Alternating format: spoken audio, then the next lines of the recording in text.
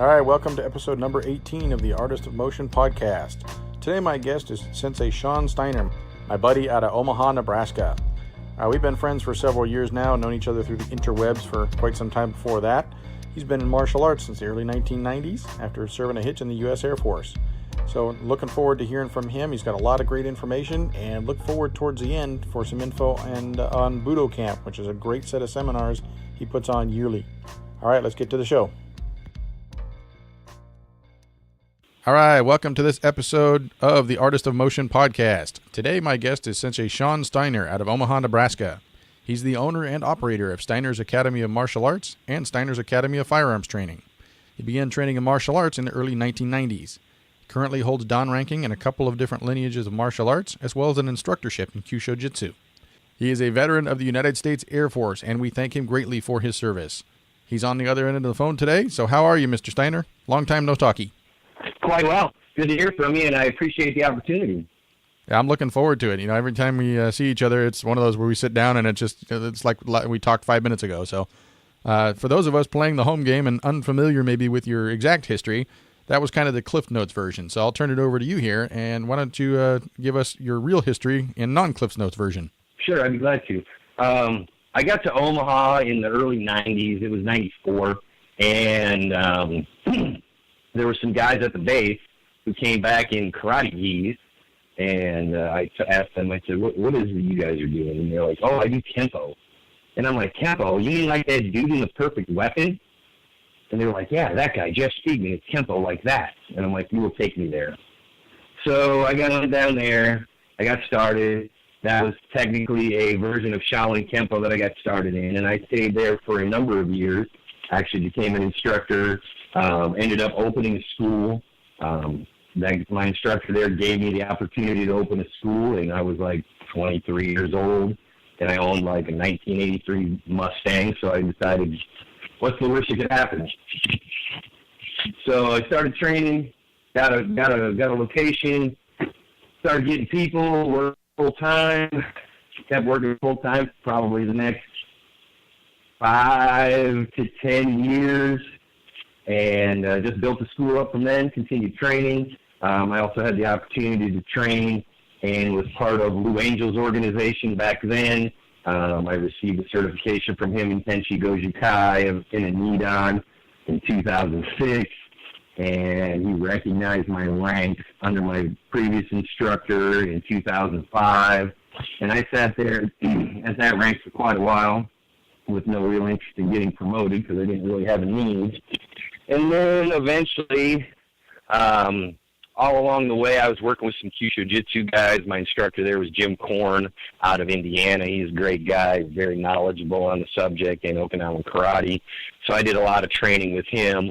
Eventually, that culminated in a 5th degree black belt from him in Kyusho Jitsu.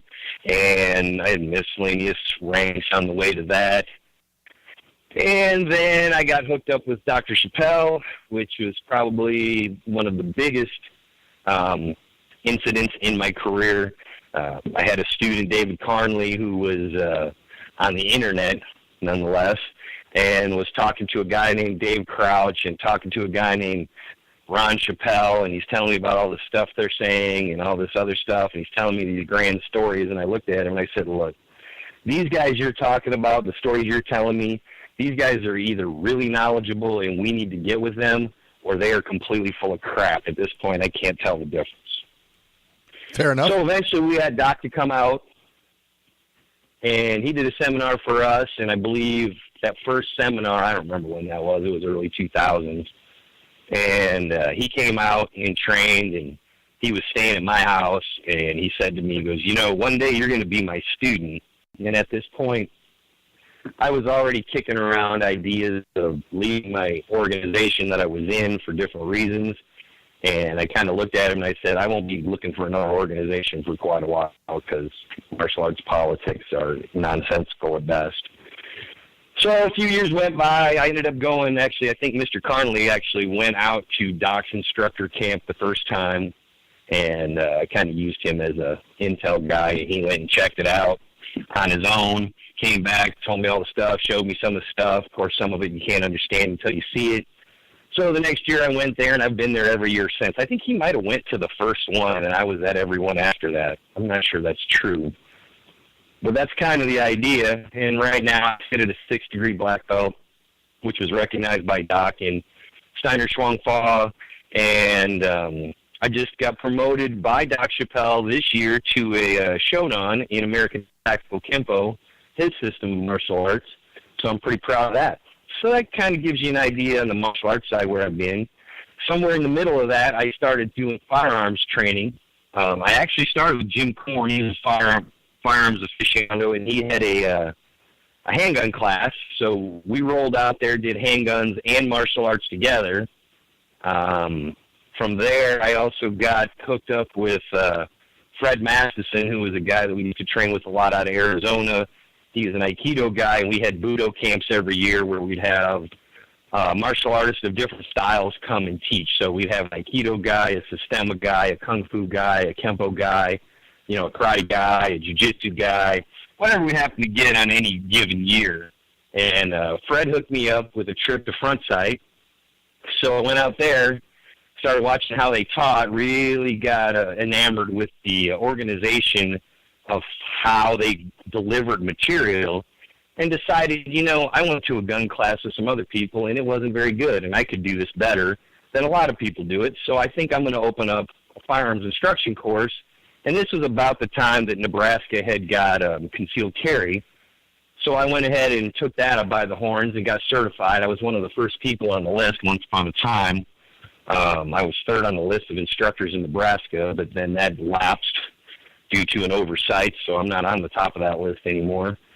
And since then, I've been teaching martial arts and firearms, teach everything from handguns to rifles and shotguns and self-defense type techniques and defensive tactics as far as hanging on to a gun or how to get to the gun. And I also run that out of now in conjunction with Inter 10 Weapons and Training on 90th and Military with Jacques Claire. He asked me at an instructor's class, he said, if I open it into a range, would you want to teach at it? And I kind of looked at him and smiled and said, yeah, kid. Are you serious? Like, if I do this, will you come teach? Really? Yeah, that's what he said. I mean, we were in an NRA instructor's course, and I was up there. I've been teaching for a while, so this stuff wasn't new to me. A lot of those people were brand new. This was their first bite at instructing, so I'm sure I looked fairly proficient. And he said, I'm thinking about opening an indoor range. And I'm like, well, that's going to cost you about $1 million to get started. I'm thinking to myself. I said, look, man, you get that thing rolling, I would be happy to work with you. And then a couple years later, he's like, okay, I'm all set, man. Let's go. Wow. So I've been lucky enough to be a part of his organization. What a great opportunity. Oh, yeah, it was nuts. It was crazy. I mean, he sat it, and I was like, sure, I'm all over that, dude. You just whatever. Let me know when you get it squared away. That's awesome. And he did it. He's a very accomplished guy, and he's got a very nice range in Omaha, and I'm lucky enough to be part of it and help teach there and educate people. And, there's nothing wrong with getting paid to shoot a gun. Right? Now all of a sudden I think I might have to come visit Omaha. Oh, dude, you love the range. I mean, I haven't been to all the ranges in L.A., but the one I was in Torrance, sheesh. All right, so let's bump back here. You were talking about Butoh Camp, so tell us some more about Butoh Camp, because I've seen that website has grown every year. Yeah, Butoh Camp started as an idea of a friend of mine, Gary Boaz, Sensei Gary Boaz out of Kansas. And I do remember how I met him. I went to Kansas. One of my students back in the day had brought in a video of, I don't know if it was George Gilman or Evan Pentazzi, somebody doing pressure point stuff. And, videos of Q-Show are pretty hard to interpret because you look at it and it looks like some Darth Vader stuff or, it looks like the guy's faking it all or all this other stuff. And the guy brought me the video and I looked at it and I said, well, this guy right here I think is faking it. That guy right there is faking it. But that dude right there just got knocked the hell out. So let me call this guy, see what's happening at the seminar. And that was the first time I met Korn and Pentazzi and Gary Boaz at his school in Kansas.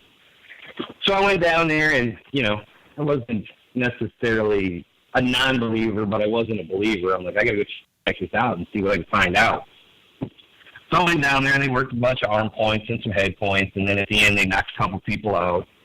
And, I stood around my arms crossed most of the seminar, so Corn, I think, thought that I was one of those guys who's like, this is all BS. So he ended up knocking Boaz out and having me catch for him. And he knocked the guy out, and I caught him. Then I gave him a good shake just to kind of test him out, and he was dead in the world. So I started working with those guys, and then Boaz and I had talked for a while, and he said, I want to start this camp where everybody gets together and teaches different stuff. I said, dude, that sounds awesome. So he set it up, and we did it in Kansas for probably 5 years. And then he couldn't run it anymore for whatever reason, and he handed it off to me, and I've been running it ever since. And we've been lucky enough to get guys like Seafood Pete Starr, Sensei John Kirker from Ishinru, guys like Asa Seeley out of Boston, and Nico Huffman, a Systema guy out of Arizona, and Jason Graham, a huge guy, and Fred Matheson. And we've had a lot of good people come through that organization. It's one of those things that you think would be really huge, but it's hard to get people to be comfortable going somewhere where they don't know what they're going to be doing, especially in the martial arts. Because I think a lot of people are very insecure in what they do. Not all of them, but a lot of them. Or they're too secure in what they do, and they're not open-minded enough to be able to go to something like that and go, hey, that's not how we do it, but let me evaluate what you're doing, and maybe I can learn something from you. And one of the things I always tell students is it's always good to go to a seminar, because even if it's all bad, you can learn what not to do. Mm-hmm. Yeah, so that's something we do every year in September. Go ahead, sorry. Oh, I was just saying, I was looking over the history of past instructors that have been on that thing, and you get some really big names that have been in and out of there. So that's I'm glad to see that sucker is still rolling and getting bigger every year. Yeah, you should come. Yeah, I've got a lot of seminars that I need to attend at when I've got the availability in my schedule to do so. That's on my list. Yeah, so that's one of the things I'm actually proud of. I'm pretty proud of being a part of.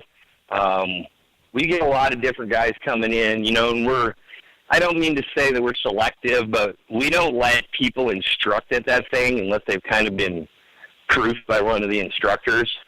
Because every once in a while we'll get some guy calls up and he's like, I'm a 10th degree black belt and blah, blah, blah, and I want to teach at your seminar. I'm like, you do? Like, I don't know who you are. Let me check your background. Let me see if anybody can vouch for you. Because the last thing we want is a bunch of students getting in there with, a bad example of martial arts.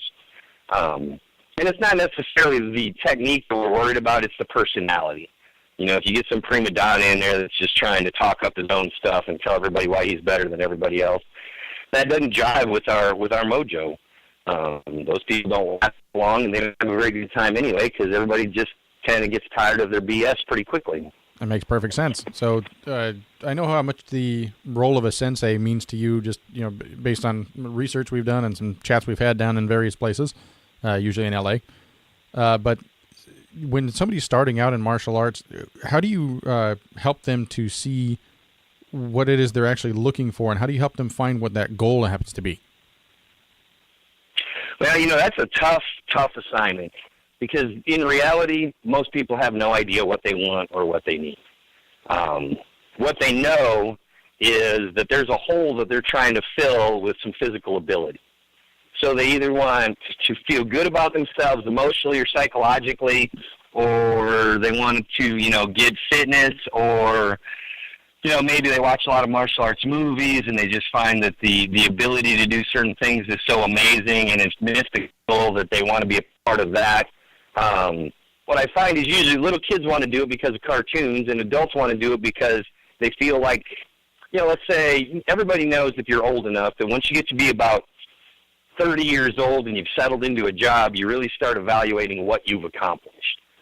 So if you're not one of those guys who was the quarterback of the football team, and you've already got your glory days filed away that you can, wear your jersey and, kind of like the old guy from Married with Children. You kind of live on those glory days. Polkai. A lot of people decide, hey, yeah, Polkai, exactly. A lot of people are just looking for something to feel a little better about themselves. They want to do some work outside of the work they get paid for, and they want to have something to identify with. This is one of the things you see nowadays in the tribal or cult-like essence of some of these cycling clubs and cross and that kind of stuff. Most of those people's success is based a lot more off of the tribal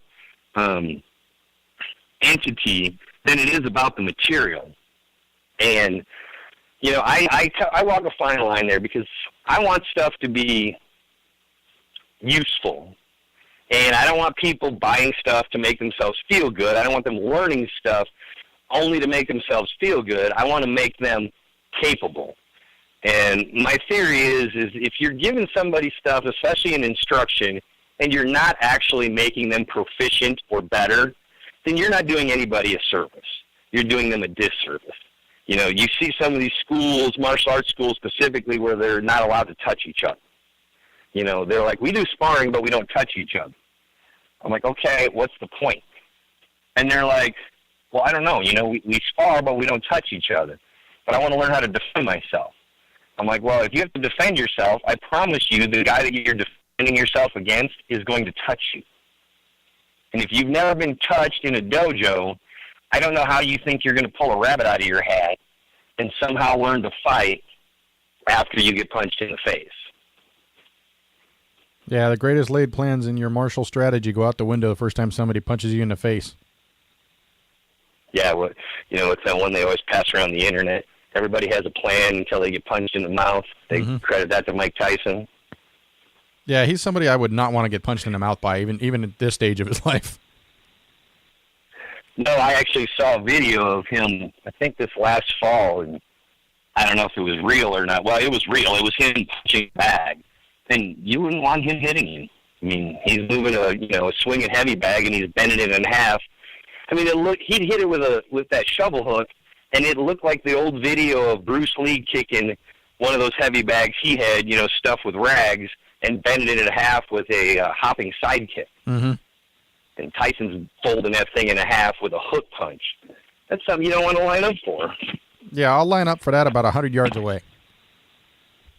Yeah, there you go. I'm confident at that range, you know what I mean? Yeah, Mike, you stay over there. I'll be over here. Out of range. Well out of range. Well out of range. So where do you guys run that Butoh Camp out of? Well, for a long time we did it outdoors. It was part of the model. Is we'd find a camp type place like a church camp or something.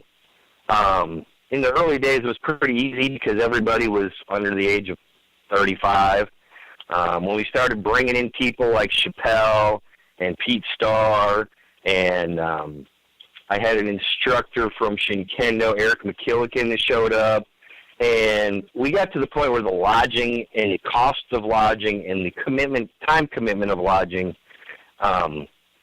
seemed to be hurting the attendance. So what we've been doing as of late is we've been holding the instruction part at my dojo. We can hold about 50 people in here. We usually get about 20 to 30 people to come to that thing. And we're always looking to get more like-minded people to come. It's about sharing ideas and opening up doors. So, you know, maybe you have a technique that you think you understand pretty well, but you see another guy do the technique in a different way, or better yet, even explain it in a different way. And the depth of your knowledge gets better, and the depth of everybody else's knowledge gets better.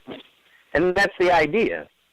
You know, you see some of these folks, they have what they think is the best style, usually because their instructor told them it was the best style. And they're blinded. You know, it's kind of like China in the old days when they didn't do any trade and they didn't talk to anybody, and they were, 100 years behind in technology because they blockade and wouldn't allow anybody in for fear of poisoning the well. But if you bring in other ideas, if you bring in ideas from different countries or different styles, and you find a decent source to get it from, there's a lot to learn. I mean, one of the things that I found working with Dr. Chappelle is a lot of the stuff that he teaches, that he's taught me, initially it seems very, American Chuang Fa specific, or American Tactical Kempo specific. But when I start watching it and then I go to a Tai Chi class, I'm like, oh, that's that thing. Bingo. Or I look at some issue. What's that? Bingo. Yeah. Yeah, I mean, and you look at like some old Kung Fu and all of a sudden you're like, oh, so that thing that I did as a white belt in Chappelle System, which looked like, Angry Robot Kempo, like we like to talk about it at the beginning. And then when you get up to the black belt series material, the brown belt series material, and you start to see it flow, and you're like, oh my gosh, okay. So this guy has basically been down the road. He's hunted down the Chinese martial arts. He's been down the road of Japanese martial arts. And he's distilled this stuff up into a delivery system with an educational paradigm that anybody can understand.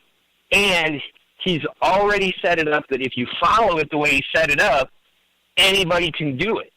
And the difference there is in a lot of arts, if you're not naturally gifted to some degree, if you're not a real good problem solver or mechanics understanding ability or you have a physical ability that other people don't have, those people that maybe aren't the quickest on the uptake of remembering a form or maybe aren't the most coordinated, they're going to have difficulty progressing through and becoming as good as somebody that's naturally gifted at some of those other aspects. Whereas when you go through Chappelle System is already allocated for that, and he does stuff by the numbers and with structure and form that if you do it, it doesn't matter if you're sharp or coordinated. If you do it enough, we will reprogram a person so that you can be as good at it as just about anybody else. That's not going to negate some of those wondrous specimens that are just gifted in everything, and they're always going to be a little bit faster, a little bit better, a little bit quicker than everybody else. But you're going to be able to set a bar that when somebody gets, say, a black belt in that material, they're all going to meet the lowest, they're all going to meet and exceed the requirements. Yeah, it raises the lowest level of expectation way higher. Yeah, it raises it way higher because you see these other people and they're like, well, we had to give him a black belt because depending on the school, he's been here 2 years, he's been here 4 years, he's been here 6 years, and yeah, he can't do it very well, but that's because of X, Y, Z. And to be honest, I don't buy it. I mean, there is some of that, if you got a guy who's got a bad hip and, he can't kick to the throat, that's a viable thing. But these things that instructors pass off as student limitations, and that's why they gave them a belt when they can't do the minimum requirements, I find that lazy and disrespectful. Fair enough. So was it the seminars that you went to that basically gave you that idea of branching out and looking at other material? Well, with Butoh Camp, that was probably, I was always that way. Even when I was doing Kempo, even as an orange belt and back in those days, when I had the opportunity, it probably didn't come until purple or blue, when I actually felt, like I wasn't a drunken monkey walking around the floor. When somebody had a seminar, if I could get to it and it was something that seemed interesting, I would go to learn. So that started pretty early, and then, with Boaz and Korn and those guys, when we got the Butoh Camp thing going up, that really planted the seed and secured it. Because I found people that were not all about talking about why your style sucks or your instructor sucks or why mine's better than yours. And I realized that, yeah, you see a lot of that on the internet. You see a lot of that in some of these get-togethers. But kind of like politics, you only hear from the far left and the far right. They scream the loudest. But in reality, most of the people are somewhere in between and probably could come to some common ground if they actually talk to each other. And I believe martial arts is the same, and people should take their belt off, have a cup of coffee, or better yet, a glass of whiskey, and discuss real martial arts stuff, technique and principles and abilities and improving people, and everybody would be a lot happier. The thing I found in Chappelle, well, of course, the first seminar with Chappelle, you spend a lot of time going, what? Why, that doesn't make any sense. Why would I go all the way down here and then all the way up here to get to a block on the other side of my body. And, in a seminar situation, you don't get nearly enough explanation of what you're doing or why you're doing it. And since it's a seminar and it's your first time you've ever done it, you can't do it anyway. So you really just leave with more questions than answers. But, the nice thing about Chappelle is he has proofs built into the system.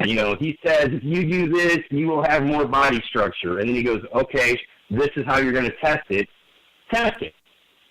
And when you do things like that, it really gives people something to hang on to, something they go to work on Monday and go, look, man, this dude taught me this thing, and I can prove it. I can prove that it does what he says it does. That's a big deal. Because a lot of people's martial arts path is, my instructor can do it, so that proves that it can be done. The problem there is it doesn't necessarily prove that you can do it. Because maybe your instructor is just way better at stuff than you are, not to mention all the training that he's put in. And you're not ever going to be able to make that work because he's never going to impart to you the instruction or the knowledge that you're going to need to actually make it work, because the movement isn't necessarily going to get you there unless you understand how to do it and why you're doing it to some degree.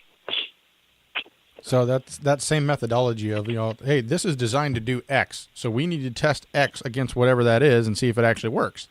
So I know personally I've taken that same philosophy into everything else that I'm doing, and it kind of isolates for me, okay, either this other piece of material that's designed to do this, I can't make it do that. So do I have a faulty understanding of the material, or is that material just less efficient at doing this particular task?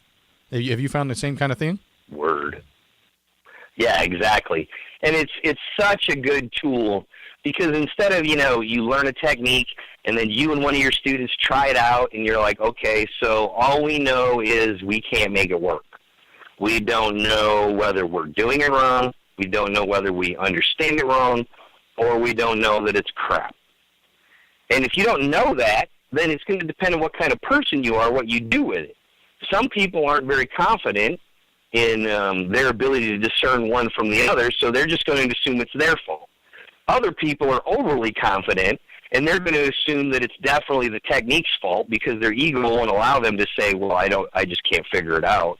So they'll discard everything and say, well, that's all BS because I can't make it work. And then you got the other people, which is the kind of people I find in Chappelle's organization, who go, why doesn't this work? Or you say it works, show me. Show me so I can prove to myself that it actually works. And, you very rarely see that. I've always prided myself on an instructor that tried to do that. But even still, Chappelle is the guy who sets it up, and he's already got it written down. This is how to do it. This is how it works. And, not everything, because I always got to call him up and ask him questions, but, life's a journey. But, a lot of places you go and you go, well, why does that do that? And the instructor will look at you and go, because I said so, just do it. And there's a place for that. I mean, sometimes you got a white belt and all he's doing is asking questions over and over again, and you're like, it's not going to even matter if I answer your question. You don't understand how to move your hand. So how about if you just go back to learning how to move your hand, and we'll talk about whys later. But, that's such a key piece right there.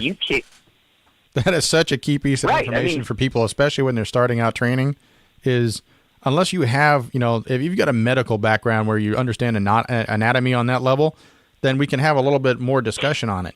But until you have some base point of reference where you actually understand, articulation and how muscle recruitment works and all that kind of stuff, it's really difficult to get into the whys and the how comes until you have something base to work off of. Great point. Yeah, and one of the things I tell people, especially when you're hitting nerve cavities or, pressure points and that kind of stuff, that's not the mainstay of what I do, but I think it's important knowledge for a real martial artist to have. And, you take a guy and you put him out of structure and you clip him on the point of his chin or something with your knuckle, and he stumbles from a light touch, and he's like, I want to know why that works. Generally what I say is, I usually say something along these lines. Well, do you want the Chinese medicine version? Do you want the Chinese martial version? Do you want the Western version? Do you want the structural version? And I'm like, to be perfectly honest, I can't give you one answer of why it works, but I could do it to you again and prove you that what does work. I'm like, sometimes you got to start with, does it work? Then you can go figure out why it works. And eventually, if you've been doing this as long as I have, you get to the point where you're like, some things I just don't care why they work. As long as you can do it repeatedly. Because I've done it so many times. It's repeatable. It's obviously proven. I don't have a research team or a grant to go in there and go, well, when I put this body in this position and I open up this nerve cavity, what electrical signal does this into which part of the innervation of the spine to activate an effect on the liver? Okay, cool. But in reality, I can still just block your hand and punch you there and you fall down into the funky chicken. So, somebody should do that work, but I'm not that guy. Yeah, and that's a whole different ballgame. There's a couple of videos out there, and I'm not going to say the person's name because I don't feel like getting sued.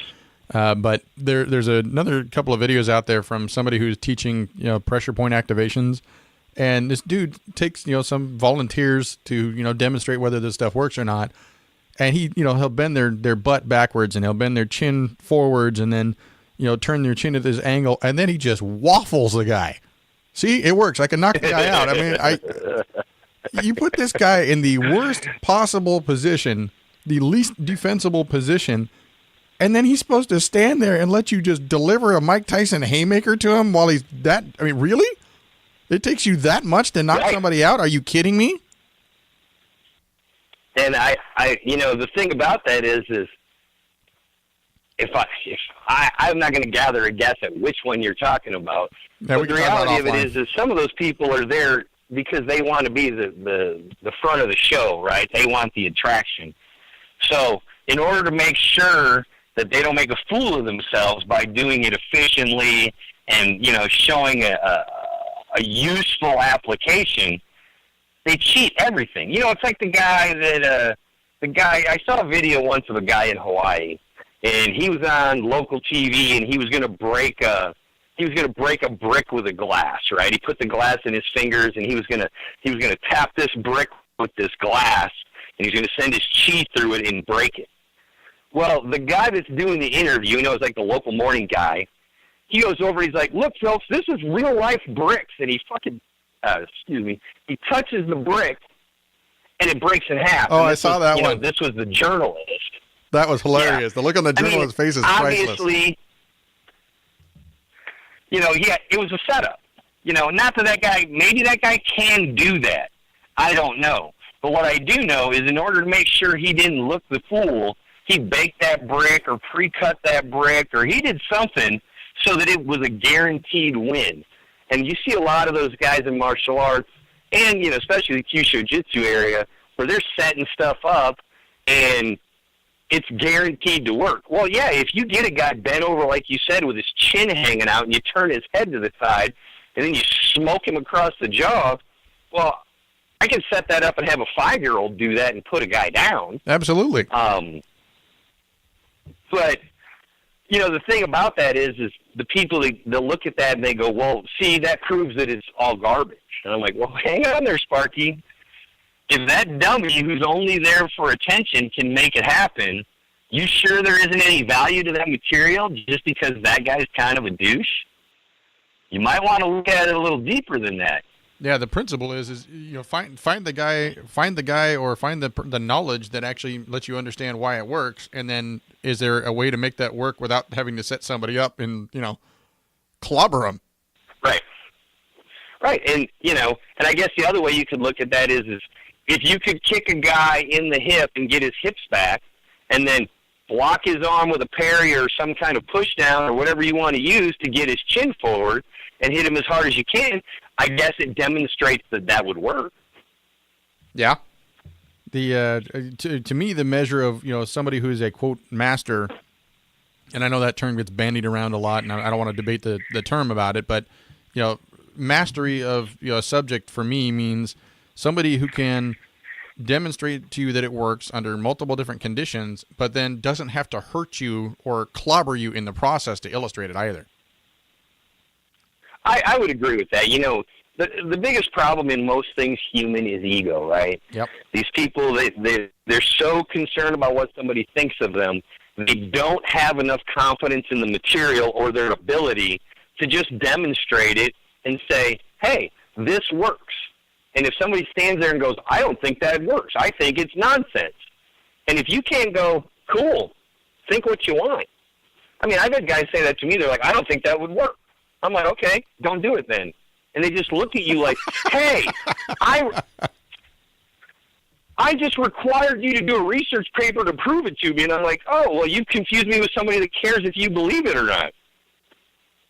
Love it. You go test it yourself. If you want to do it, then go do it. If you don't think it works, it ain't going to work anyway, so cool. It just triggered something. What do you think the most impressive thing you've actually personally seen, like, I don't care, seminar or a class or whatever, what are some of the highlight moments that you go, damn, that was really cool to see or feel? Well, you know, I guess to beat the Chappelle drum a little bit, you know, when I first started working with him, and, you know, he's talking about an inward block, and he's talking about the angle and the positioning, and, you know, coming from Shaolin Kempo, a neutral bow wasn't a real strong stance in there, so that was fairly foreign to me. And the alignment and whatnot, he's like, if you do this, it cannot be bent. And I'm like, yeah, okay, cool. And then we tested it. I'm like, okay, cool, that makes sense. You can't bend the arm. I'm like, that doesn't make it strong. You guys aren't even throwing the block with speed or power. And when we first started working on it, I think one of the big things in the American Chuan Fa stuff that really stuck in the beginning was when I did an inward block correctly for the first time. When I really laid one on a guy and, you know, I hit him so hard, or he hit me so hard, depending on how you want to look at the energy, that for a moment, I questioned whether or not I broke his arm. You know, he jerked it back so hard, it looked like somebody hit him with a baseball bat. And the essence, the feeling that I got when I hit him was that it gave. And I was like, wow, that is some real-life martial arts magic right there. You know, you hit somebody like that, and I mean, the guy basically crumbled. His hip dropped, his right foot anchored to the floor, his butt hung out. He brung his arm in like he was saving it from something, like he touched a hot stove, and he looked at me like I had just shot his dog. And I was like, damn, did that hurt? And he's like, don't ever hit me like that again. And I was like, okay, this guy has got some real bona fide stuff that I have to know in order to be able to pass to my students and my colleagues, because it is real life bona fide stuff. You know, I've seen stuff in the Kyusho world. I mean, some of the stuff I've seen I wouldn't even say out loud because nobody would believe it.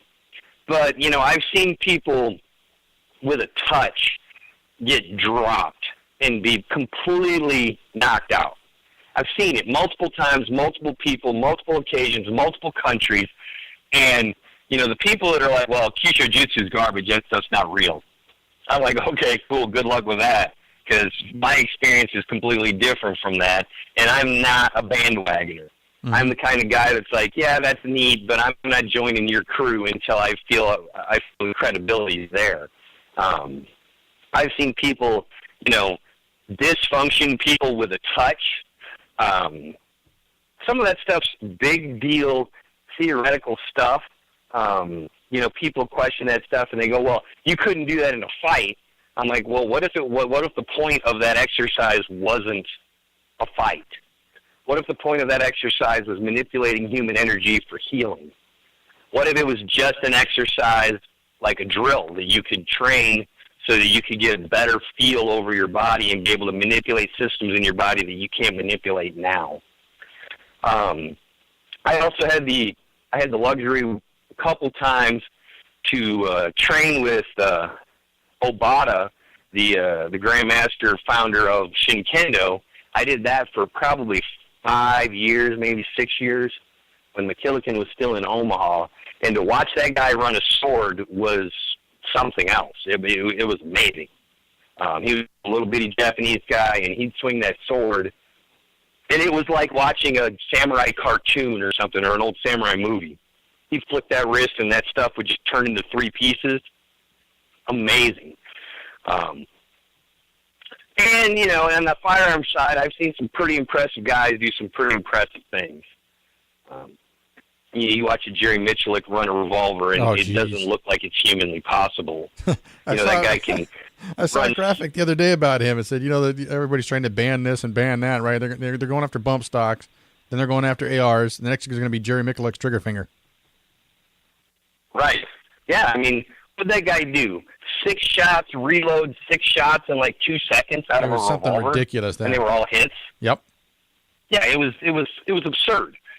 Most people can't reload a revolver in 2 seconds, let alone empty it, fill it, and empty it again. I think the real message there is you should not spend your life poo-pooing things you don't understand. Just because you don't understand it doesn't mean that somebody else isn't making it work. That doesn't mean you shouldn't use critical thinking to differentiate crap from something that possibly has real value. But if everything you see that is beyond your understanding is BS from the jump, you're never going to get anywhere. You're just going to be a bitter old bastard that says everything else besides what you know is crap. And your life is going to be hard. So don't make your life hard. Yeah, we're supposed to work together. We're supposed to share knowledge, and that way everybody grows, right? Right. I mean, if you were helping everybody grow, we'd have less people we had to complain about. This is true, and probably a lot less of the people grandstanding on ego. Right. Yep, and they'll do it every time, and they'll take advantage of it every time. Yep. There we go with our nice, perfect world scenario again, but whatever. We can create our own reality, right? Yeah, we're like a bunch of hippies sitting here talking. We should all get along and go shoot guns and punch people. That's an interesting definition of getting along. Every time, hey, Steve, every time I go somewhere with a group of people and we punch each other or we shoot guns, everybody has a good time. I don't know why everybody doesn't do it. Yeah, I don't know. It's weird. I had a quote from a Butoh Camp one year that everybody seemed to like, and we put it on a T-shirt the next year. And it said, "Some of my best friends are people that punch me in the face." Oh, I love it. One of my black belts brought in a banner for the school, and it says, "The beatings will continue until morale improves." Big pirate flag. I love it. Nice. It's here in my office at the school. So, you mentioned the Jerry Michalik thing. Last time I was out at Front Sight, I was there going over to the pro shop because I had to get a new guide rod spring, but. We're passing one of the other ranges, and my instructor's with us, and he's carrying my gun just because that way it's it wasn't in condition to put in my holster, so I had him carry it. Safety things, But right. We're going past one of the ranges, and all I heard was da-da-da-da-da. I looked down at him. I'm like, okay, I don't see any rifles down there. It's a 100-yard range. I don't see any rifles down there. What in the Sam heck was that? And we watch it again, and da-da-da-da-da. It was a handgun master combat class, like a practice test. And one of the qualifications, dude, have you seen that thing? It is crazy. It's like you start 3. Tough. Yeah, you start 3 in your holstered firearm. You start 3 in your magazine or speed loader. You strong hand draw from concealment, put 3 rounds on target. E-reload, put 3 rounds on target again with your support hand in 1.3 seconds. And that is fast. That is ridiculously fast. That is fast. I mean, a good standard for folks is being able to get out of a holster and make 2 shots on a target in a second and a half to give people a little bit of an idea of how fast that is compared to just a general acceptable ability. Yeah, I mean, that's like you watch some. You're doing it translate that into martial arts. That's where you see some of these guys like, I'm going to cheap plug for John LaTourette here. That guy throws so many shots so fast, it's just not even funny. It's like you blink and he's already hit you 15 times, and every single one of those is a good shot. Right. And that's the thing. That's the danger of that kind of stuff is you get people that get so hung up on the speed that they forget about the power and the accuracy, and that's when they end up, making a fool of themselves. Because they're like, if I can just do it this fast, everybody will respect me. And the reality of that kind of stuff is the only people that are going to respect that are people that don't understand accuracy and power. Yeah, and John LaTourrette's done some amazing stuff with hitting stuff and actually having power with it at the whole time. It's crazy. Right. Yeah, and that guy's been around forever. Yep. Didn't he start with Tracy's and then Ed Parker and then I don't know what all happened he's after that. Actually, I'm trying to get him on the podcast because he's got a crazy history. He's been in, he started actually in Korea in a couple of the Korean styles. And right. Some other stuff. But yeah, I'm trying to get him on the show too, and he keeps dodging me. So hopefully he hears about this and somebody, pokes him and says, hey, come on the show. Let's go, Doc. Get on there. Yep. So anyway, but yeah, back to subject. I mean, some of that stuff, just watching pure speed is really impressive when you're not really familiar with it. But if you can go like the wind and hit the guy 27 times in 2 seconds and he's still standing there, we got a problem with move 1. Right. Well, and a lot of people, I just saw something the other day. There was a guy, he posted a video and he's like, look at how cool and fast I am. And unfortunately, he posted it in a forum where there's a bunch of old, crusty Kempo guys, and they're like, well, first off, if you hit the guy with that first move, the guy's head's going to turn, so that means you can't hit the next thing, which means you can't hit the third thing, the fourth thing, and the fifth thing. And, the problem with a lot of people, and this kind of goes back to that Butoh Camp idea I was telling you about, if you're a grandmaster and the only person you've ever trained with is the guy that gave you that rank, and you've never been to another seminar, you've never let anybody critically look at your stuff, and you just woo yellow belts and orange belts, and they think you're awesome, you're going to start clouding your reality with how awesome you might be, with how awesome you really are. And when you put it out there for somebody else, you might not get what you're looking for. I appreciate people putting themselves out there, and I think people should treat those people with at least a fair hand. The problem in the world today, especially with the internet, I relate talking to people on the internet, like driving down the freeway.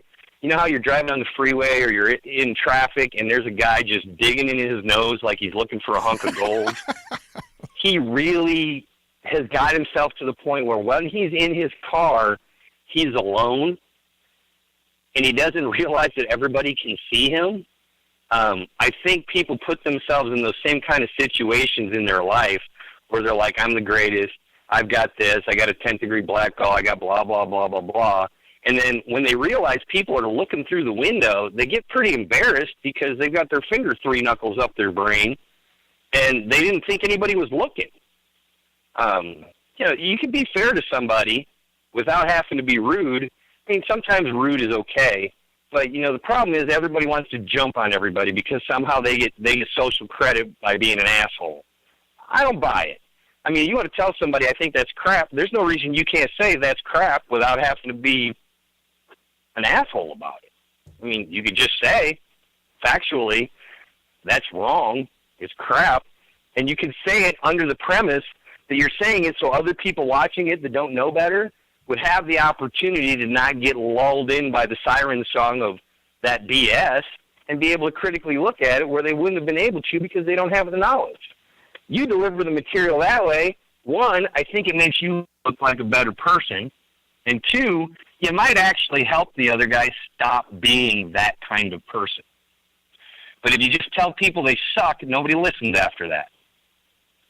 So, people are free to do what they want, but that's just kind of my theory on the whole thing.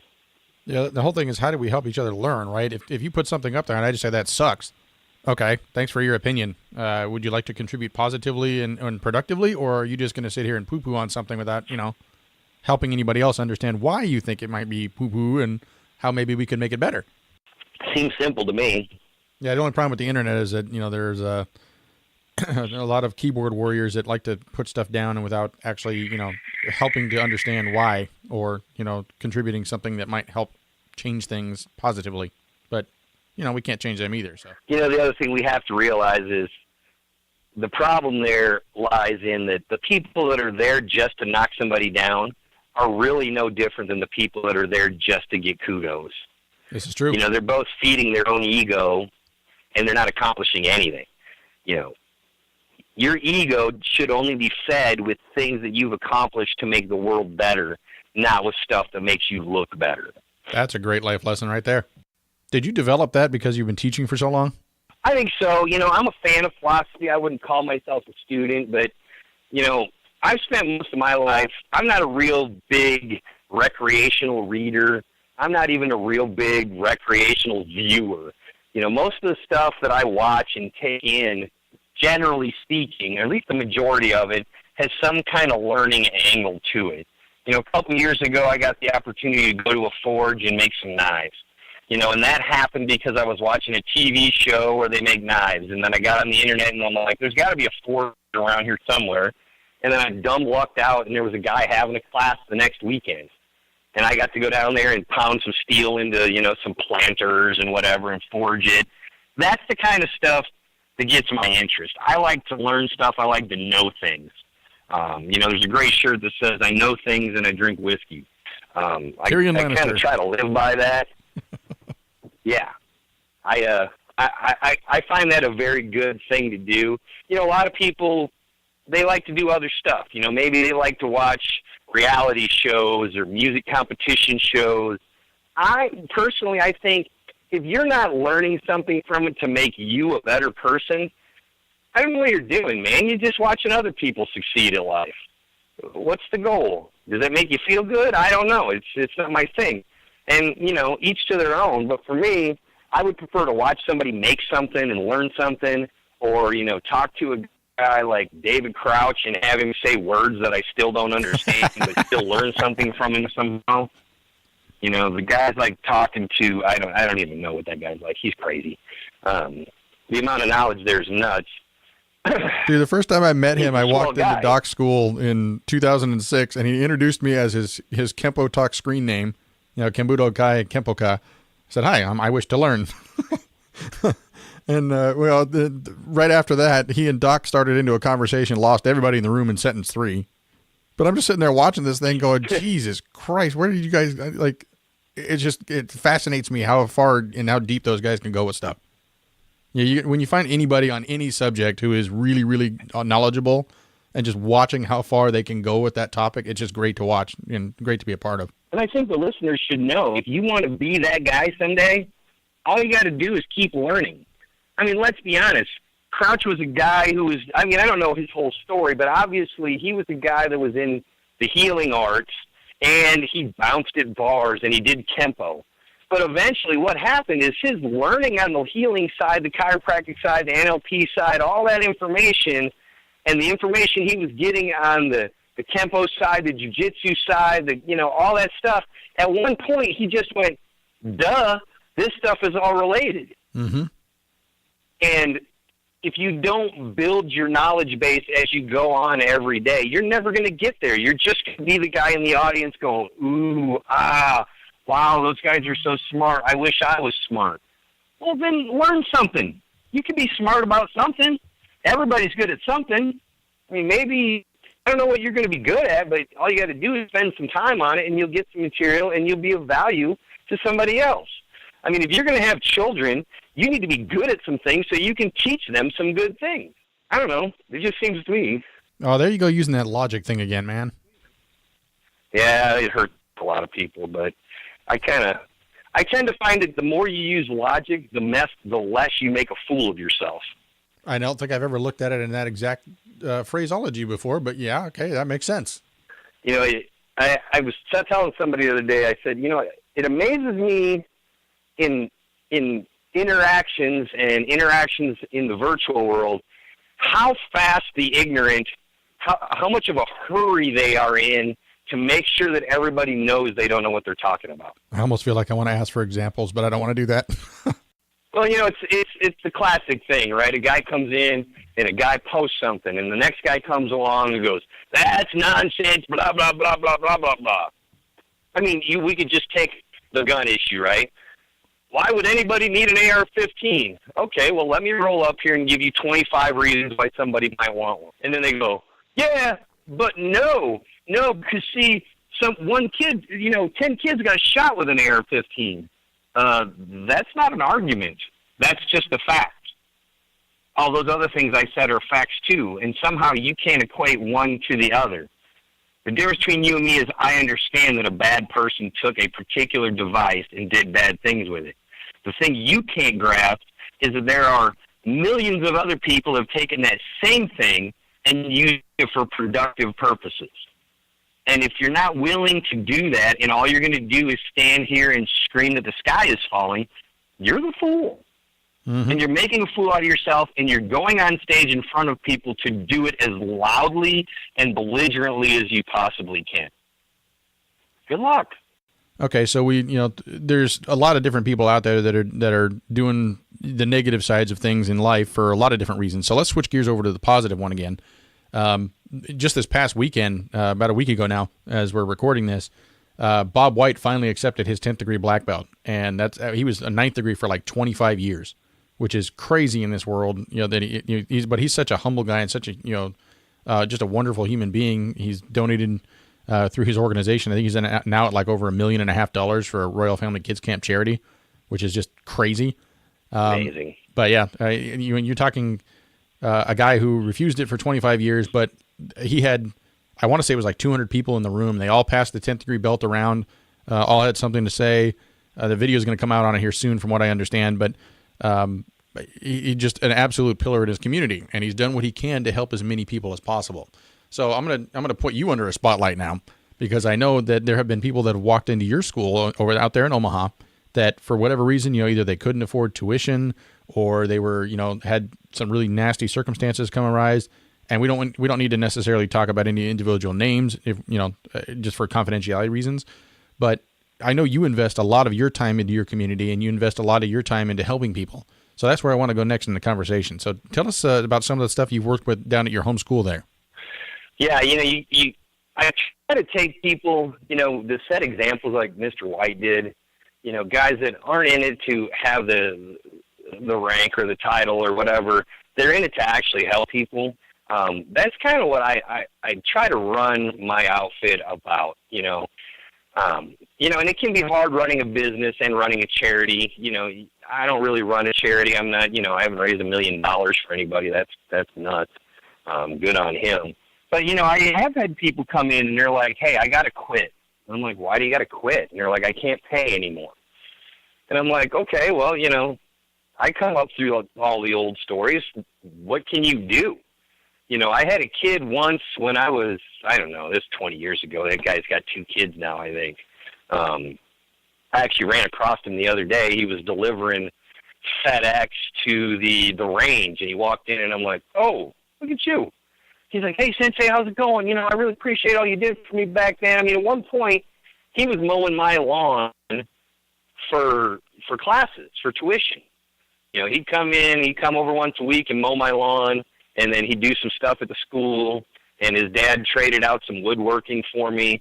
My idea is if you're willing to put in work, then somebody should give you an opportunity. It can be a sticky wicket sometimes because you can't just trust anybody to do anything. But when you find the right situation and you don't take advantage of it to help somebody else, I think you're missing an opportunity for yourself and obviously for everybody else. I've had students come in who, they were referred. I've had people in my school that are like, look, we have a neighbor and they can't afford for their kid to come here, but I think their kid would do really well to learn from you. Can we pay for them? I mean, that kind of stuff, not to make it a big warm my heart kind of story, that's what people do. These people didn't come in. They didn't, they had to tell the other person that somebody was paying for them. But, we didn't make a big deal out of it. We didn't have an event. They just came to class and they were taken care of. I've got other people who clean the school so that they could come to classes. The thing I find hard to swallow is when people, they get so down on themselves or they get so down in the world that they couldn't even consider doing something like that. Like, they're like, I want to come here, but I can't pay. And you're like, okay, well, do you want to do this, or this? And they're like, oh, no, I'm not doing that. I don't have time for that. That kind of gives you an idea of where you're at. I don't have the time or the wherewithal to be able to pull somebody out of that. All I can do is throw a rope in there. If they want to grab a hold of it and pull themselves out, I'll help them. But if they don't want to grab the rope, there ain't nothing you can do for them. They're just not there. They're not ready. There's other people that do that kind of stuff. And if they're not going to find them, I don't know what I could do with that. I've had a lot of people over the years, and I always go out of my way when I'm teaching. I don't run a really big school. I think at most I'll have 120 people in the school, and on the low end 75. And I'm not eager to have the place chock full of people that are here for the wrong reasons. If they come in and they're here for the wrong reason, my idea is you give them an opportunity to see the light of why they really should be here, and maybe they'll learn it. You get the people that come in for the right reasons straight away, then you can just get straight to helping them. But everybody comes in with a different issue. Everybody comes in with a different ability. And one of the things I tell the people when they come in is, we're going to work on your strengths, but we're probably going to work on your weaknesses more. So, when I'm talking to a parent and they come in and their kid's shy, I'm like, your kid's probably going to be up in front of the class more than some of the other kids talking, because he needs work on his ability to talk in front of people, speak up, and do these kind of things, because it's the kind of thing that's going to help him later on. The parents that put their kids in things that they're only good at, if you set children or adults up with only success, you're doing them a disservice. These places where you go and you only got to show up for 4 weeks and you automatically get promoted. Great. Everybody feels good, but has anybody accomplished anything? Was there any growth? I mean, on a regular basis, I have people, at orange belt level and blue belt level that may fail a test 2 or 3 times. And usually it's the really motivated ones, right? They're like, Sensei, I want to test. Sensei, I want to test. And I'm like, okay, you can test. And then I go, why did you ask me to test? You obviously don't have any of this down. But what I find is the life lesson there to be able to stand in front of people when you ask for it and say, I deserve to get the next thing. And you go, cool, show me. And they can't. They learn a lesson. They grow as a person. They go, wow, so I actually have to earn it. And on the other side, you got people that won't ever ask to test. They'll just be, I don't really care about belts. Well, really what they're saying most of the time is, I'm too afraid to get up in front of people and test and be shown to be a failure. Well, those people need to fail as much as the other people need to fail. They need to fail and realize that a failure is just a temporary thing. You do it today, it didn't work. You do it again tomorrow, maybe it works. And if not, you do it again for another 100 days, and it'll work. But you got to keep going. Life is nothing but working towards a success. And if you get hung up on the failures and you never get past a failure and you never do that again, it's done. There's nowhere to go. You've got no growth, and if you're not growing, you're dying. Yep. It's the idea that, pressure builds character too. So if you're, getting up there and you're failing and you keep failing and you keep failing and you keep failing, it's a learning issue that you're not understanding what it is you actually need to do to perform differently. Right. And, and you can only get that by hammering on it some more. If you want to polish something, you got to polish it until it's smooth. You don't polish it for a set amount of time. Sometimes it might take a minute, sometimes it might take 1,000 minutes. And that's cool. But you got to polish. I love watching that light bulb go on once they get it, though. That's like my favorite part of teaching. Hey, isn't that the best? I was just in here the other day, and I've got an adult female student who is studying the American Chuang Fa track, or the American Kempo track. And I've got an old Marine in here. I mean, he ain't that old, but he's older than most folks. And, he's not a martial artist, so he just started. I basically do a fit defense class where we come in and we throw sandbags for about a half hour in, calisthenic type stuff. So there's, burpees and sit-ups and all kinds of other crazy stuff. And then we spend the second half of the class learning footwork and blocks and self-defense stuff. And these 2 adults were in here this week, and I think she had her first genuine full-on inward block, kind of like what I talked about. She took her step back, she indexed, she upward indexed, and she threw that block, and the other guy jumped back, grabbed his arm, and was like, wow, that was something.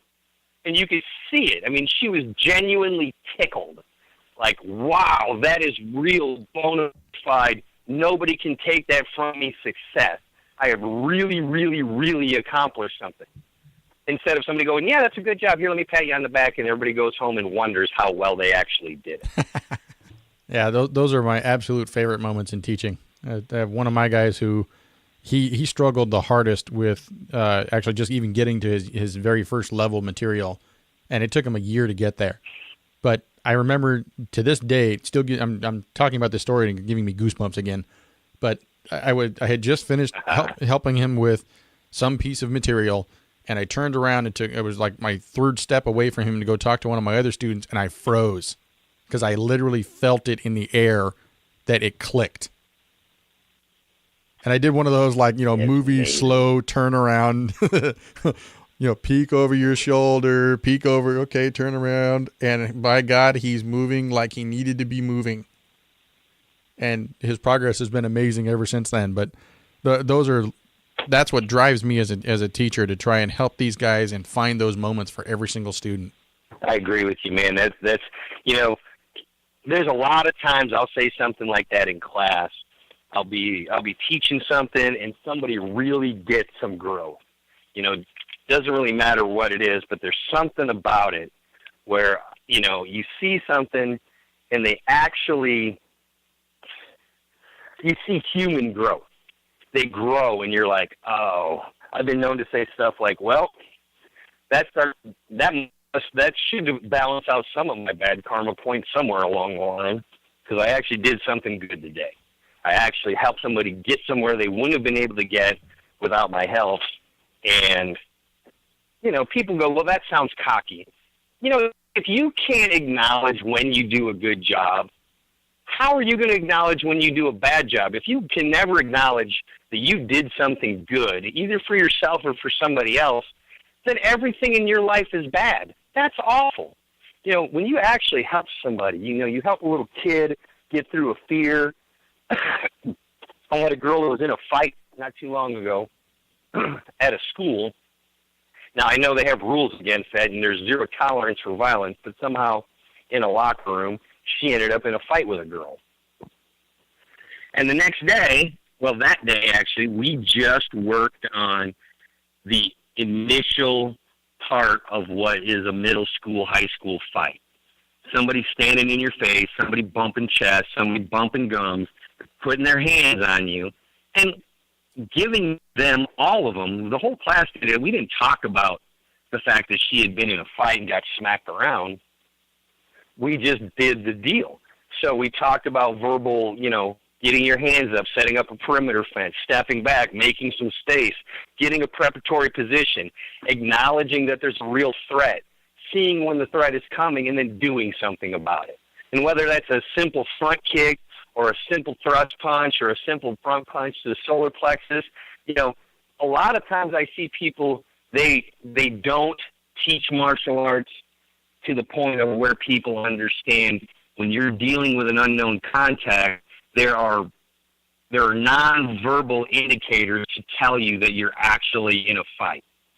And most human beings, especially if they haven't fought before, especially if they haven't trained for it, they lock up, because when somebody is getting ready to fight and they're doing the monkey dance, these people just keep talking to themselves about how I'm not really in a fight. This person doesn't really want to fight. I don't want to fight. I don't want to fight. And they don't realize it until they've been hit 3 times that, oh, wow, we're really going to do this. And I think if you can prepare people, even little kids, to be able to start thinking immediately.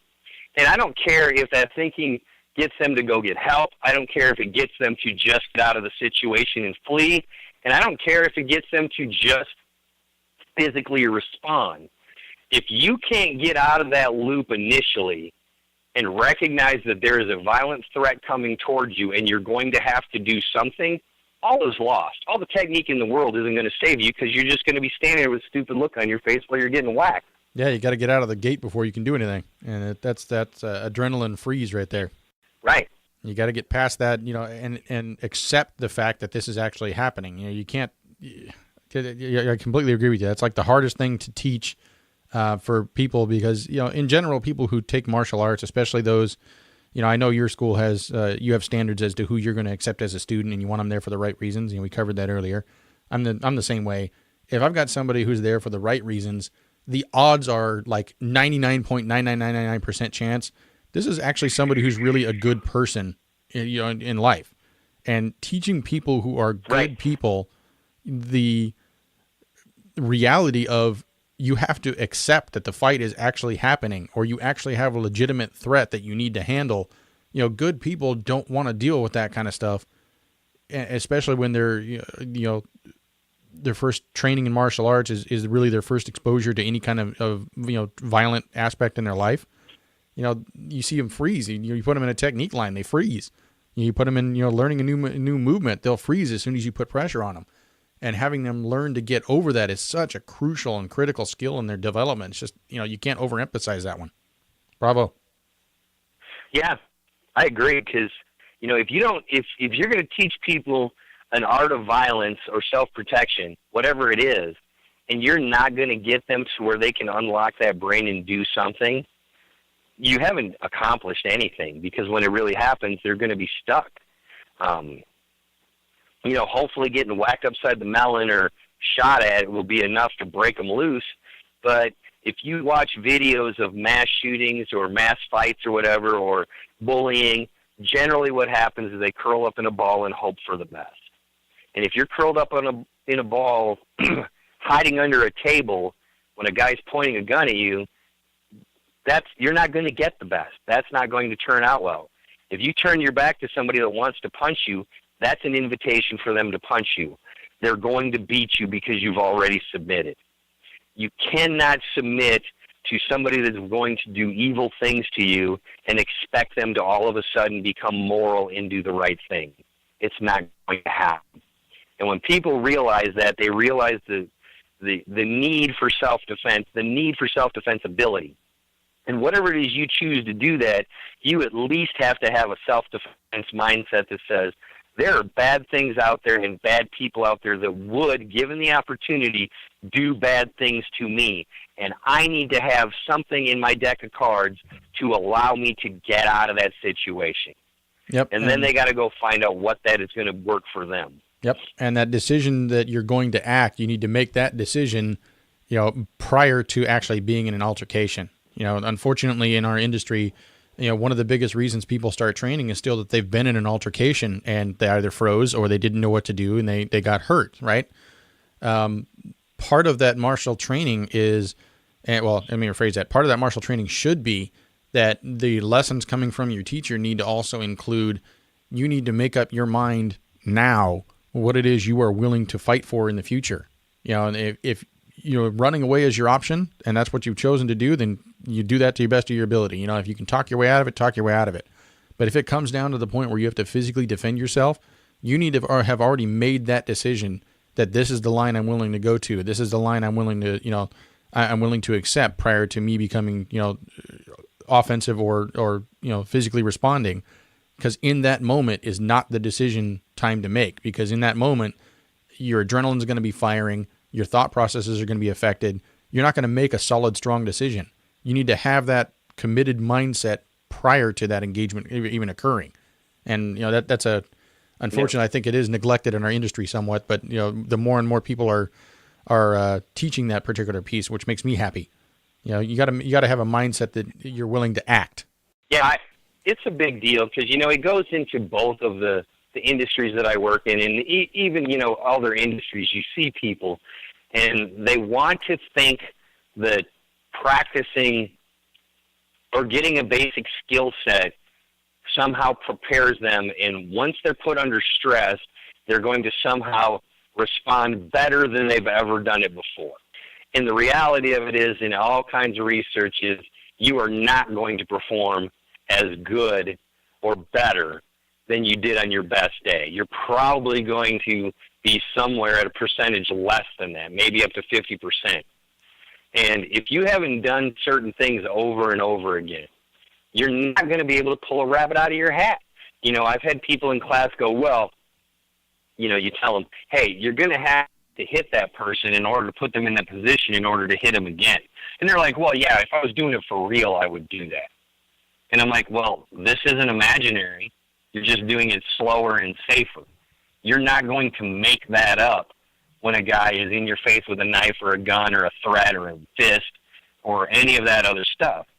if you haven't thought about it beforehand and you don't have a commitment to self-protection and more so a commitment to doing violence to protect yourself or somebody else, you're not going to come up with that. Just like you said, that's not something that magically happens. It's not a movie. Yeah, you don't magically rise to the occasion. Yeah, it's not going to happen. You know, and I get it. Not everybody's going to be a martial artist. Not everybody's going to carry a gun. Not everybody's going to carry pepper spray. But if you spend your life pretending that there is no violence, when we all know you can turn on a TV or an internet device anywhere, and if you want, you can watch violence all day, real-life violence. You know, you go to other countries, there's people slashing each other with machetes. In this country, you have, you know, teenage and pre-teenage kids ganging up 5 against 1 to beat the holy crap out of some kid and then videotaping it, and it's on the internet. You know, this kind of violence is everywhere. Everywhere. Yeah, it might exist more in certain spots than it exists in other spots, but it's everywhere. And it could happen to anybody. And if you're just going to play the odds and say, well, it's probably not going to happen to me, you're right, it probably isn't. But if it does, you have a guaranteed fail outcome because you have done no preparation. Yep, completely agree. And that's, you know, if that's the risk you want to take, violence makes me uncomfortable. The idea of violence makes me uncomfortable, so I'm going to pretend like it's never going to happen to me. Then I hope to God that it never does, because if it does, we know what the outcome is going to be because you won't have a prayer. So what do you think your best advice is going to be for people that are, you know, maybe in a situation where they're uncomfortable about even, you know, looking into starting in martial art? You know, what encouraging advice would you give them for, you know, go look at something? Well, you know, the first thing I would say is know this. You know, it kind of goes back to a thing I used to say to people about going to the gym, right?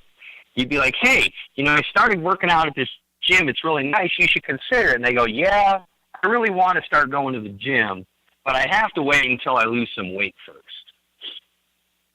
Look, man, everybody that's going to the gym started out needing to go to the gym. I understand that it can be intimidating and you can feel bad about yourself because you feel like you're the only fat, out-of-shape person at the gym. But the reality of it is that's why you're supposed to be there. And the only people that are going to look down on you are people that you shouldn't worry about what they think anyway, because they're not very nice people. If you go into a gym of any kind, whether it's a weightlifting gym, a yoga gym, a martial arts gym, a jiu-jitsu gym, and you put forth real effort, no matter what your ability is, if you're really there to learn, anybody in the know is going to like you because they appreciate that effort.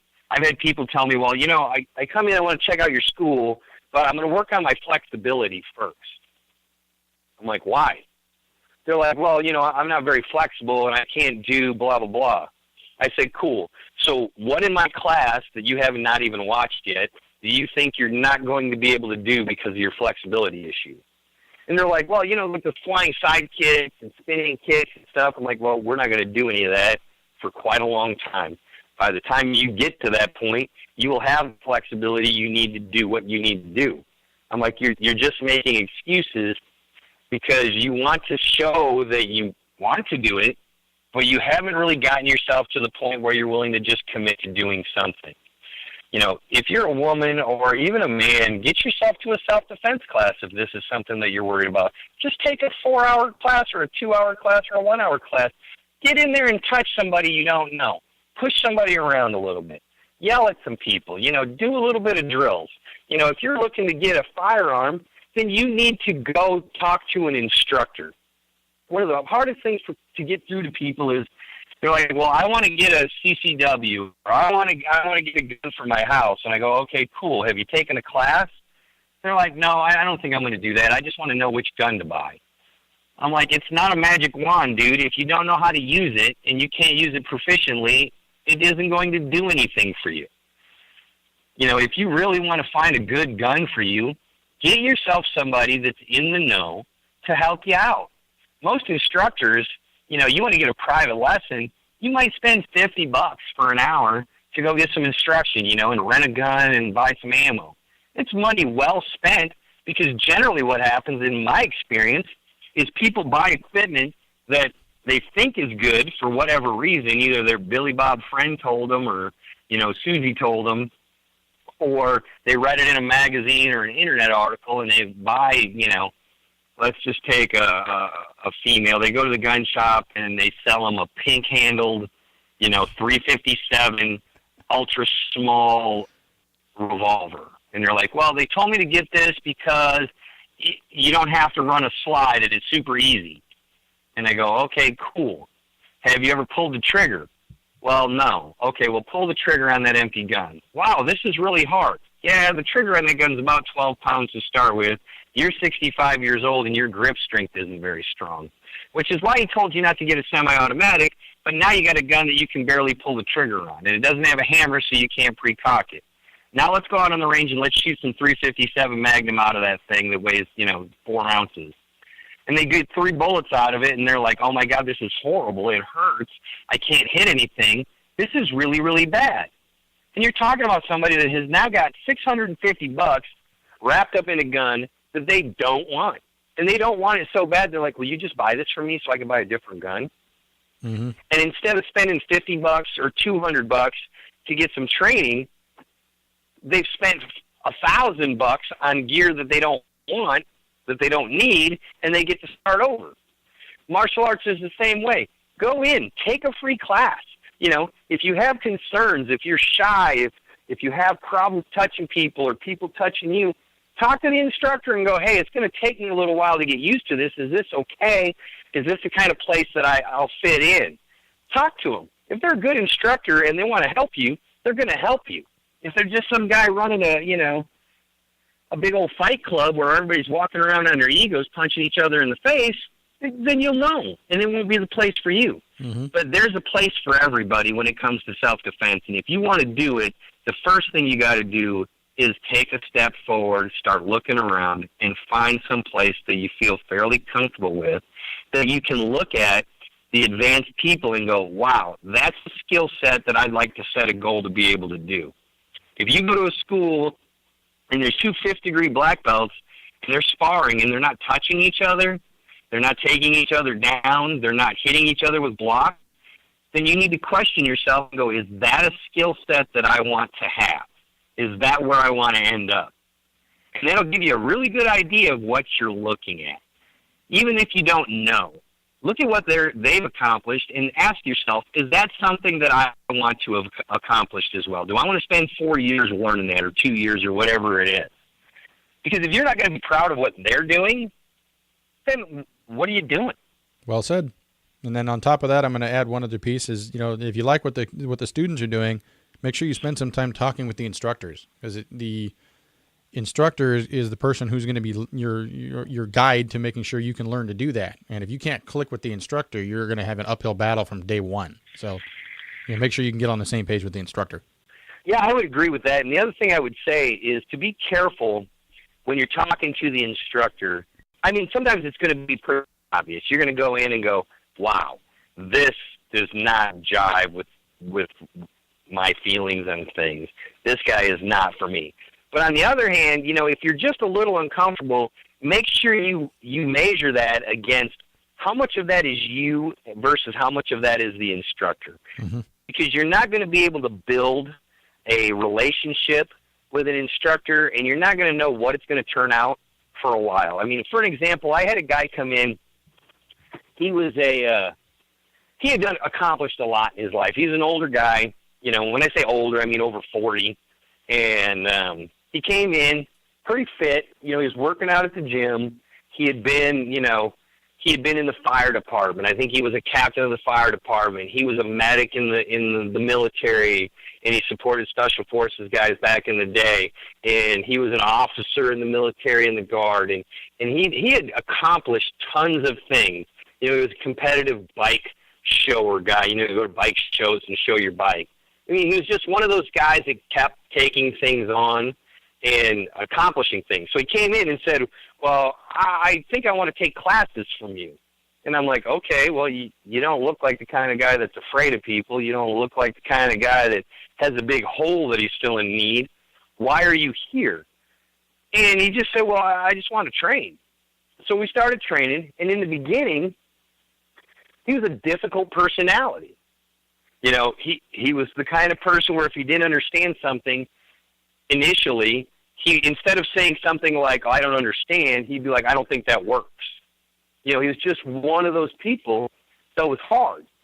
For the first 6 months, I mean, I even had other students coming up to me going, hey, what's wrong with this guy? Why is he so belligerent all the time? Why is he so hard to get along with?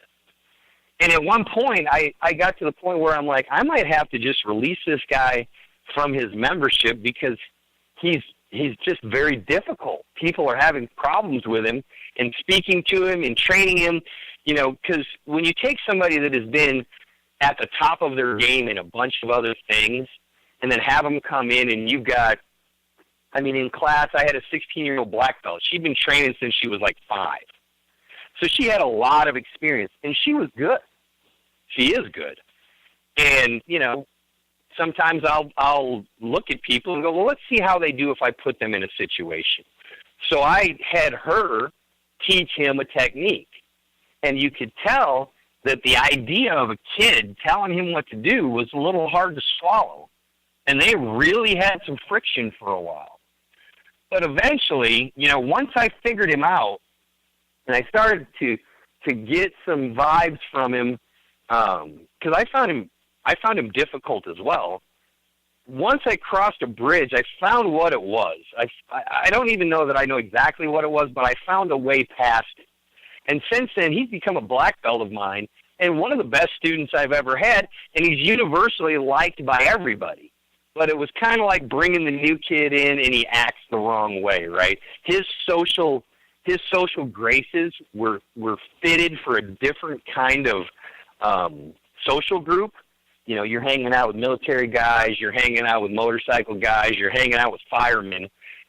That social structure is a little bit different than an all-ages martial arts school. But once he started hanging out after class and talking to me, we became friends. And, you know, he'd go, well, the way that this was presented to me was offensive, and I didn't like it. And I'm like, cool, well, your reaction was offensive to everybody else, and nobody liked that. And then I'd be like, you know, if you would have took it this way, or if they would have said it this way, then what? And then we got to a point where we started to understand each other, and he's become a valuable asset to my team and my lineage. And, you know, you have to be careful of making a snap judgment about a personality the first time out. Now, that being said, sometimes you're probably better off just listening to your gut. And I know that doesn't give anybody a definite answer of what to do, but what I'm saying is, you know, maybe you should marinate on it, meditate on it, think about it a little bit, maybe go back a second time, maybe a third time. Maybe talk to some of the other students and see what they think. Maybe take a private lesson from the guy. You know, you're going to find that sometimes you can't judge a book by its cover. Other times you can. I mean, you know, if the book says this book sucks, yeah, it probably sucks. Fair enough. All right. Well, that was, I think, right around 80 minutes or so of time we've just been spending talking. So that was a lot of fun. I don't get to talk to you as much as I'd like to these days, but still a great conversation nonetheless. Thank you, sir. Glad we can have you on the show today. Yeah, my thanks to you. So we now have been in over 24 countries worldwide. We've got, I forgot exactly how many on the downloads it is, but it's several thousand listeners every week that when these episodes get published. It's over 10,000. So worldwide audience, sir. Welcome to the show. And what message would you like them to all hear from you regarding martial arts or training or life in general? Well, you know, I think the thing I would tell people is do something to make yourself better, preferably every day. And, you know, that could be as simple as changing a thought process. It could be simple as changing the way you treat somebody or the way you treat yourself. But train every day. And whether that's just a little mental training or some physical training or exercise or learning a new skill or taking a class or, you know, anything that you can do that makes you a little bit better makes everybody else's world a better place. So let's work on self-improvement, do some training, and be nice to each other. Well said, sir. Okay, and then this is the plug your stuff moment. So if people want to get a hold of you for, martial arts training or for firearms training or for Butoh Camp, how do you want people to get a hold of you? Well, the easiest way to get a hold of me is probably through the Steiner Academy of Martial Arts Facebook page. I also have SteinerAMA.com, which is the Steiner Academy of Martial Arts website. You can give me at SteinerAMA.com. My phone numbers are available on the internet. As far as the firearms training goes, that's basically, it is Steiner Academy of Firearms Training. You can reach me there. You can also reach me through Inter-10's Weapons and Training. They both have Facebook pages and websites. We have Twitter for both of those. Butoh Camp Online has its own website. That will be coming up in September. I would love to see new people coming in. If people have a concern or a question about that, feel free to email me, and we can start a discussion on whether that's a good fit for you. And let me just tell you, it's a good fit for you. You'll enjoy yourself, and we would enjoy having you. We had people from Arizona and Boston last year. We've had people come in from Mexico City in the past. I've had people come from Spain. It's a big deal, and we have a great time. The Ballistic Betties program that I run in conjunction with the Steiner Academy of Firearms Training is a women's firearms group where we work on self-defense techniques classes once in a while, and then we work on firearms classes about once a month. We've got it down to about once a month, once every other month, so people don't have to make a huge time commitment, but they can do a little bit of training to get themselves more proficient and more productive at being, able to defend themselves and their children and their families. And, with the websites and the Facebook pages, I'm pretty easy to get a hold of. I'm always happy to do seminars if people are interested in any of the information that I have. I like to share, so if anybody's interested in having that, just contact me and we can get something set up for you. I do private instruction in both paradigms of martial arts and firearms instruction. And if there's something I can help you with, feel free to give me a contact, and I'll see what I can do to help you out. Right on. Been my pleasure having you on the show, sir. I'm glad we can make this happen. That was my pleasure. I always like to be a part of something. I try to surround myself with people that are better at stuff than I am. So, being in with the likes of, Dr. Todd and Dr. Chappelle and, Bob White and these guys that you've interviewed before, I'm honored. I'm honored to be a part of it, and I strive to make sure that I'm worthy of the honor. Well, I'm also happy I also just get to call you a friend, too. So, brother in the arts and friend. That's how we do things. That's how we do things, and, I know you're from California, but you're still a pretty cool guy. I'm kind of near the coast, but I'm not on the coast. There's a difference. Right. All right, sir. I'm going to go ahead and sign it off for the day, and it was a pleasure talking to you for us. My pleasure, sir. Thank you very much. All right, one more great chat here on the Artist of Motion podcast. Had a great time talking with Shawn. I haven't actually got to hang out and talk with him for a little while here, so it was good catching up and getting to know more about his background. So I hope everybody enjoyed it out there in podcast land. Find us again, artistofmotion.com, artistofmotion.com/iTunes if you want to go ahead and hook up on Apple Podcasts. If you have an Android device, you can find us at artistofmotion.com/Google Play. That's all one word. Hopefully when you're out there, leave us a review or comments. You can find us on podbean.com, and all of the feedback is great because it helps us make this show better. If you have a guest that you'd like to see, email us, pod@artistofmotion.com. If there's an episode you want to hear more from somebody who was already on the show, shoot me an email and let me know. You can find us on Facebook, and real soon we're going to be on Spotify, so this should be interesting. Alrighty, that's all for this week's episode. Stay tuned next week for another guest, and we're not sure who's going to be yet, so we'll see what happens. I'm Steve Zelazowski. Catch you next time.